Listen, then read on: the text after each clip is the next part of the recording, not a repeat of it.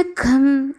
இன்னைக்கு ரொம்ப நாள் முன்னாடி ட்ரெண்டிங்காக போயிட்டு இருந்த நோ பாயில் நோ ஆயில் மெத்தடில் பச்சைப்புளி ரசம் பண்ணலாமா?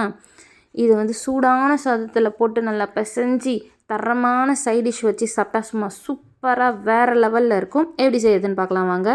அதுக்கு ஒரு பெரிய நெல்லிக்காய் சைஸ் புளியை வந்து ஊற வச்சு வச்சுருக்கேன் 10 நிமிஷமாக.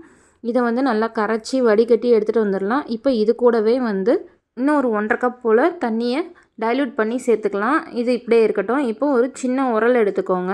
இதில் வந்து 1/4 ஸ்பூன் மிளகு, 1/2 ஸ்பூன் ஜீரகம் இதை ஃபஸ்ட்டு சேர்த்துருங்க.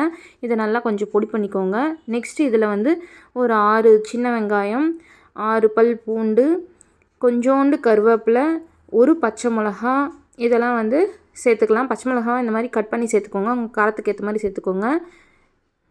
கருவேப்பிலை இதெல்லாம் சேர்த்துட்டு நம்ம நல்லா வந்து உரல் வச்சு நல்லா நசுக்கி எடுத்துக்கலாம். இந்த மாதிரி க்ரஷ் பண்ணிக்கோங்க, எந்தளவுக்கு க்ரஷ் பண்ண முடியுமோ. இப்போது இந்த க்ரஷ் பண்ணி வச்சுருக்கிறத அந்த புளி தண்ணியில் வந்து சேர்த்துடலாம். சேர்த்துட்டு நல்லா கலந்து விட்டுக்கோங்க. இப்போது ரசத்துக்கு தேவையான அளவு சால்ட் ஆட் பண்ணிக்கோங்க. கூடவே ஒரு 4 சின்ன வெங்காயத்தை பொடி பொடியாக நறுக்கி வச்சுருக்கேன், அதையும் சேர்த்துடலாம். கூடவே ஒரு கைப்பிடி அளவு கொத்தமல்லியை எடுத்து அதில் போட்டு நல்லா பிசைஞ்சு சேர்த்துக்கோங்க. அவ்வளோதான், நம்மளோட பச்சைப்புளி ரசம் செம்மையாக ரெடி ஆகிடுச்சு. ஒரு ஹெவி மீல் சாப்பிட்டு இதை சாப்பிட்டிங்கன்னா நல்லா டைஜஸ்ட் ஆகும், சூப்பராக இருக்கும். ட்ரை பண்ணி பாருங்கள்.